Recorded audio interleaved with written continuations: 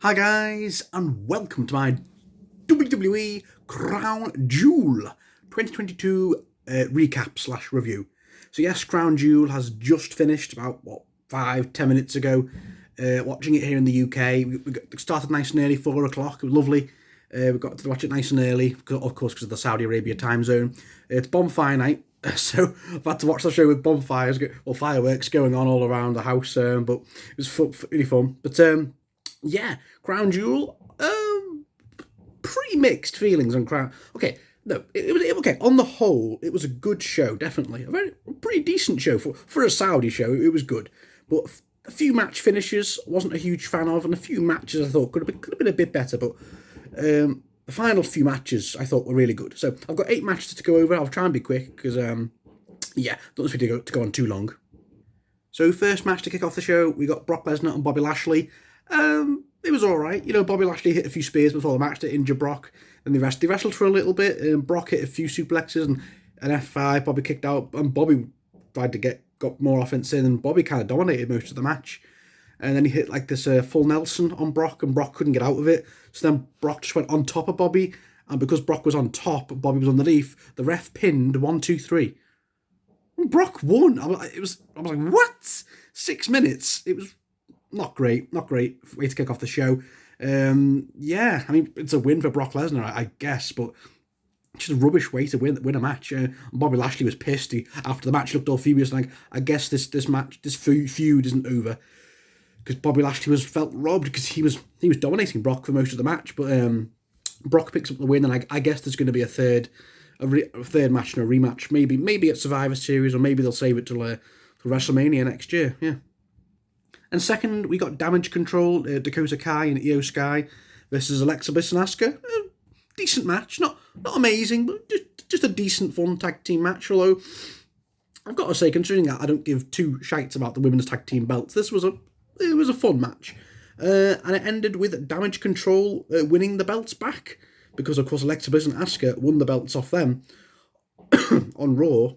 But Damage Control won them back, so they're hot potatoing the belts, which I'm never a big fan of hot potatoing belts. But so that made us all think, okay, I guess Bayley's beating Bianca then if Damage Control are winning the belts back. So then I've won the belts back, so Bayley's going to beat Bianca. Yeah, I'll get to that. Then next up we got Drew McIntyre and Karrion Kross in a steel cage match. Pretty good, fun 13-minute steel cage match. Karrion Kross did dominate a lot of it, but Drew did get some offense in every now and then. Like obviously the heel beating down the baby face. But at one point Drew came close to escaping, but Scarlett sprayed Drew's face with pepper spray, just like she did at Extreme Rules. But then Karrion Kross was about to escape, but Drew pulled him back in. That was great. And but then Scarlett locked the door, so Drew couldn't get out. So then Drew just climbed the cage and fell out before Karrion Kross could come out. So Drew wins by escaping the cage first by like 2 seconds. Yeah, I'll take it. It's a win for Drew McIntyre. He was on a bit of a losing streak, wasn't he?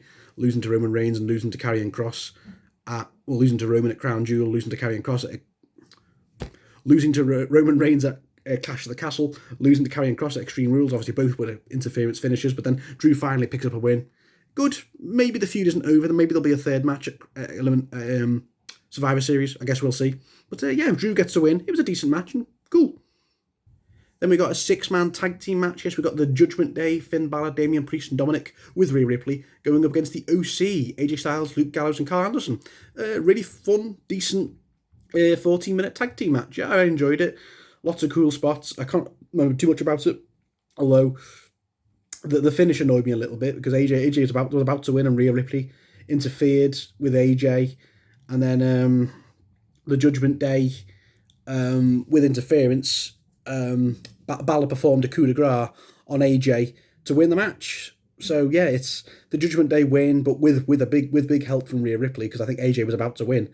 He was about to go for a phenomenal forearm on Finn Balor before Rhea Ripley got involved, and yeah, whatever. I was more rooting for the OC because AJ Styles, man, can they just give him a win on pay-per-view? I said this to Callum in our prediction video. AJ Styles has not won on a pay-per-view since Money in the Bank last year. I mean, just give the guy a win, for God's sake. I mean, yeah, it's another loss for the OC and for AJ. Will they continue this feud heading into Survivor Series? Maybe AJ will get some backup. to deal with Rhea Ripley. Maybe Raquel Rodriguez, she'll come in and make it more even. I don't know. I guess we'll see. But yeah, decent match.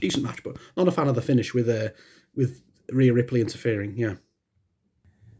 Then we got what was probably the second weakest match. This match was okay. No, Brock and Bobby was the worst match of the night. Yeah, we got Braun Strowman going up against Omos. Yeah, it was only 7.5 minutes. Well, it wasn't going to go long, was it? Because Omos probably can't wrestle for more than 10 minutes, can he? It was fine. Omos just dominated Braun for the most of the match. Braun could barely get any offense in. Omos was just dominating him.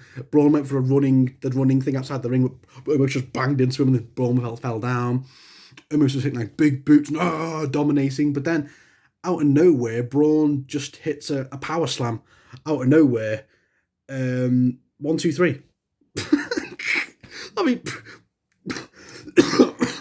Braun hit like 3 moves the entire match and he won just with a random power slam. It was like a bit of a wet fart, really. But I guess it's a win for Braun. I mean, Omos was never going to beat Braun because Braun's come back, I assume, like quite a big contract. So I doubt he's going to lose to Omos. And yeah, it's a win for Braun, but just to randomly win with a power slam when Omos was dominating the match just felt a bit random. But we'll take it. It's a win for Braun Strowman. So yeah, cool. Then we got a tag team match for the undisputed WWE Tag Team Championships. Yes, we got the Usos, Jay and Jimmy, defending their belts up against the Brawling Brutes. Yes, Ridge Holland and Butch. Good match. Really, really good match. These two teams have very good chemistry. There was some really, really close falls with it. I thought at one point the Brawling Brutes nearly won. I think Pete Dunne. Let's call him Pete Dunne. Pete Dunne hit a it looked like a bitter end with help from Ridge Holland, but it was a near fall from Jimmy Uso or Jay, really close. And at the end, they won with a really cool looking 1D on I think it was on Butch. Yeah, a really really cool looking 1D. Boom. Yeah, and the Usos continue their legendary nearly 500-day reign as tag team champions. Yes, but they will go up against the New Day on next week's SmackDown. Of course, those two teams know each other very well, going back all the way back to like 2016, 2015. They're like big rivals, aren't they, the New Day and the Usos? So will they will they dethrone the Usos on the episode of SmackDown? I don't think so. I think the Usos are going to get to 500 days, definitely. Definitely heading towards Survivor Series. So, but we'll see. But yeah, it was a good match. But yeah, the Usos win with a very good looking 1D. Then we got probably one of my favourite matches of the night. Yes, we got a last woman standing match for the WWE Raw Women's Championship. We got Bianca Belair going up against Bayley. So yes, an Extreme Rules rematch. Really, really fun 20-minute match. It was crazy. They were brawling all over the ring. They went up to the entrance ramp, and it was brutal. There was some ladder spots, table spots, steel step spots, chair spots. They went to the front of the entrance. They brawled there for a bit. Bayley got like a golf buggy or something to try and ram Bianca, but Bianca got out of the way. Then she put Bayley on top, and Bianca drove Bayley back to the ring. That was funny. Bayley did hit really cool looking at Bayley to belly, but Bianca kept getting up. Bayley kept getting up, and it was really, really close. It was like, who's going to win? I think most of us were thinking Bayley because she lost at Extreme Rules. So yeah, maybe Damage Control. I assume Damage Control are going to come out and help Bayley win. No, Bianca wins again. She traps Bayley in between a ladder, sandwiches her in a ladder, then pushes her under the ring rope so she couldn't get out. So Bayley was trapped, and the ref counts to 10. Bianca wins again. Okay. I mean, I like Bianca, but I really thought Bayley was going to win here. No Damage Control coming out and helping Bayley, which I thought was a bit strange. That Damage Control beat Alexa and Asuka to win the belts back. So I really thought they'd come out here and interfere and help Bayley win. So then Damage Control of all the women's belts, or apart from the SmackDown belt, which wasn't defended. Thank you, Rhonda. So yeah, but no Damage Control, and that's back-to-back losses now for Bayley on Extreme Rules and Crown Jewel. So I get Bayley does have a win over Bianca on Raw earlier this week, but that's just back-to-back losses for Bayley. So I assume Bianca's reign will continue heading into Survivor Series. Maybe are we going to get a champion versus champion match? Bianca and Ronda. Ooh, that could be quite a good match. We'll see. But yeah, definitely a good match. But I was expecting a little bit disappointed Bayley didn't win, but I'm fine with Bianca continuing her reign. So yeah. Then moving on to the main event, yes, which is fresh in my mind.